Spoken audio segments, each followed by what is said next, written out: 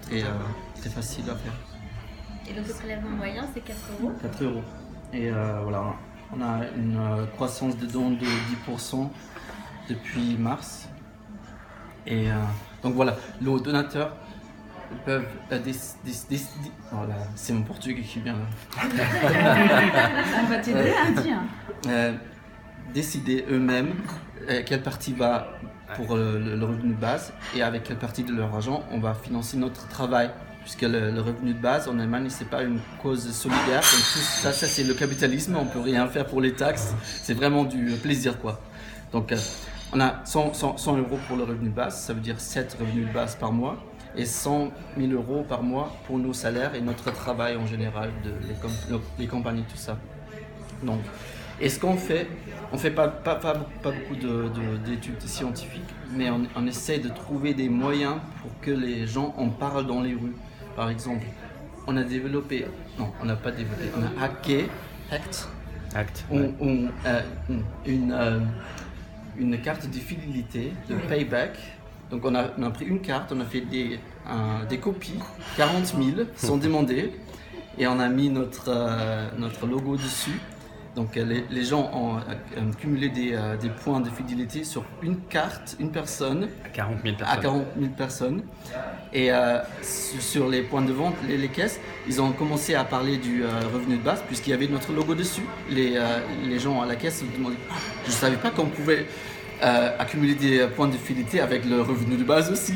Donc on a triché un peu. Après il y avait les... Vous avez levé combien avec ça? 100 000, tu m'as dit 100 000 euros avec ce système, puisqu'avec ce système de fidélité, on peut échanger les points en euros. Donc un point, ça fait 1 centime. Donc voilà. Et on a dû arrêter quand il y avait les avocats. Mais ils n'ont pas porté plainte, puisque le directeur d'une chaîne de DM, c'est l'équivalent de Monoprix, on va dire. Oui, ouais, plus ou moins. Il est favorable au revenu de base et c'est leur client le plus important, donc ils ne voulaient pas avoir des mauvais feelings. Et voilà. Donc on a lancé une carte de fidélité avec un contrat avec Vegans, c'est une chaîne de produits alimentaires vegan en Allemagne, et on a collecté 36 000 euros avec eux. Donc ça c'est des trucs pour que les gens en parlent dans les rues. Et sinon voilà, on a notre plateforme avec 800 000 inscrits à ce point-là, avec je crois 2 millions de vœux. Enfin, est-ce que ce que les gens feraient si ils avaient un revenu de base? 2 millions de vœux, mais il y a que 800 000... Oui, parce qu'on peut faire... Ils ont plusieurs vœux. Voilà. On peut aussi... Ça consiste en quoi un vœu? C'est quoi un vœu? Quand vous parlez de vœu, c'est... Qu'est-ce que vous feriez? D'accord. Je l'achèterais plus des produits bio, voilà. J'aurais plus de temps pour mes enfants, pour ma famille. Et justement, qu'est-ce qu'ils disent les gens Voilà, là c'est les points les plus importants. C'est vrai, oui. Donc c'est sur l'alimentation, c'est le temps, c'est avoir moins de stress et peut-être réduire le temps de travail. Donc travailler à mi-temps par exemple. C'est 800 000, c'est quoi 800 000? C'est les inscrits sur le plateforme. Et donc, tous ces 800 000 peuvent s'inscrire au tirage au sort. Mais il n'y a que 50 000 qui financent toutes les revenus. Vous faites des tirages au sort tous les mois. Ça, c'est... Tous les 2 mois, puisqu'avec le live stream, donc le live stream, ouais. Et toute l'organisation, il y a toujours un thème, on fait une demi-heure de présentation, des débats et tout ça. Donc il y a toujours une certaine préparation. Donc en fait, quand vous dites 7 revenus de base par mois, en fait à chaque tirage au sort, vous en financez 14. Tous les 2 mois. Ça dépend. Parfois aussi, on a un tirage spécial, ouais. Et on fait un revenu de base. Mais pour le centième, par exemple, j'avais vu... Oui, voilà. En tout, on a financé 125... Ah non, plus les nous. On est à 139 là. Et on a donné aux gens déjà 124. Donc il y a à peu près 15 pour le prochain tirage au sort qui aura lieu le 13 décembre. Et les 139, ils sont encore en cours ou c'est des expériences qui se sont terminées? Non, les 139, c'est les financiers. Donc, tout ce qu'on n'a jamais financier. D'accord. Et on a donné 124. D'accord. Et donc, ces 124 là, c'est. C'est en cours. Non, c'est 60 sont en cours et 60 sont déjà terminés. D'accord. Et ça a duré combien de temps ceux qui sont terminés? Une année. C'est un an, d'accord. Et le 13 décembre, vous disiez, il y en a encore 15. Il y en a 15 cette fois-ci. 14 ou 15. Ah oui, voilà. C'est ça. Quelque chose d'autre.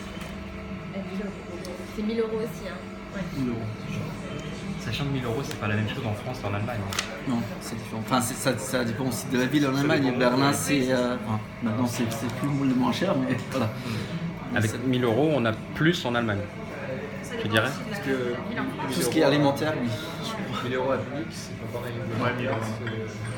Mais au moins, c'est un montant de base qui permet de faire des choix plus libres et de ne pas sentir cette dépendance financière que ce soit de l'employeur ou de la famille. Et qui les a reçus? C'est 60, c'est 60 de petits garnements. Donc, c'est tout. Est-ce qu'on peut avoir un certain. oui. Type, je sais pas où. On essaye d'être en contact avec les gagnants et gagnantes. Et c'est très dur parce que c'est du monde déjà. Et donc, Il y a 30 personnes actives là qui gagnent en ce moment même, qui reçoivent 1000 € par mois, c'est ça? plus, je crois 60. 60 terminés, 60 déjà qui sont faits, 60 en ce moment et 15 à venir. Hein, c'est bien ça. Mais je suis pas sûr si les gens qui ont gagné le mois dernier, qui sont déjà reçus, Oui. parfois ça dépend de la Oui, il peut y situation. avoir un mois de personnelle. décalage. Voilà. D'accord. Est-ce que Mais c'est donc- plutôt des jeunes ou des vieux? Donc voilà, on a même des enfants et des bébés qui ont gagné, parce que c'est possible sur notre plateforme. Donc on avait un bébé de 9 mois qui a gagné, et il y avait des grandes documentations sur la famille de ce bébé. Et alors il a arrêté de travailler? Il arrête d'aller à la crèche. Non mais c'était en effet c'était un grand soulagement pour la famille, Ah puisque le père il venait du Mali je crois, et son épouse venait juste de terminer ses études, donc c'était un point assez délicat pour l'argent. Voilà, il y a Robin qui a 8 ans. Il a plus eu la possibilité de discuter avec ses parents sur ce qu'il faisait de l'argent, bien sûr. Et ben, sinon, il y a pas mal d'histoires. Il y a Jesta, elle a gagné, elle travaille en freelance. Très bien. Et elle a développé un concept de travail où elle ne propose plus les prix aux clients, mais elle travaille avec leurs clients et clientes. Et après, c'est à eux de dire le montant. Ah, donc Qui sont prêtes à- elle-même, elle expérimente Oui. grâce à l'expérimentation. Parce qu'elle a pas peur de ne pas gagner assez. Et les résultats étaient assez choquants puisque leurs clients et clientes ont demandé de ne plus faire cette expérience puisqu'ils arrivaient plus à se concentrer sur le travail, mais sur la valeur du travail. Et normalement, c'est à elle de dire la valeur. Donc, elle a inversé un peu les rôles. C'est intéressant. Cette freelance, c'est quoi qu'est-ce qu'elle fait comme. Elle est business coach. Ah, business coach. Et sinon, il y a Robert, il a arrêté son travail. Il n'y a que 4 personnes sur les 124 qui ont arrêté de travailler. Et Robert, il a arrêté son travail pour faire une formation et des études en pédagogie. Et après, il a recommencé à travailler, mais avec une meilleure qualification et sur un travail qu'il aimait. Voilà. Et les trois autres, ils ont décidé de vivre avec ces 1000 € là pendant un an. Je ne suis pas sûr. Donc on ne force pas nos gagnants et gagnantes à À dire ce c'est qu'on ça. voilà. Donc je suis pas sûr. D'accord. En tout C'est cas, peu on qu'on a- pense l'argument de dire si on donne cet argent à des gens, ils ne peuvent plus rien faire et voilà, ils ne tirent pas tellement parce que c'est Non. Non, mais là c'est pas prouvé, mais on a fait un truc vraiment scientifique, oh là là. Salut, je peux vous aider à traduire.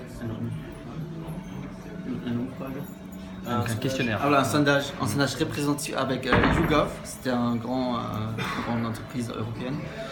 Et donc on a eu le résultat des gens dans la société que à peu près 85% croient que eux-mêmes feraient du bien pour la société et ne s'arrêteraient pas de travailler, mais pas les autres.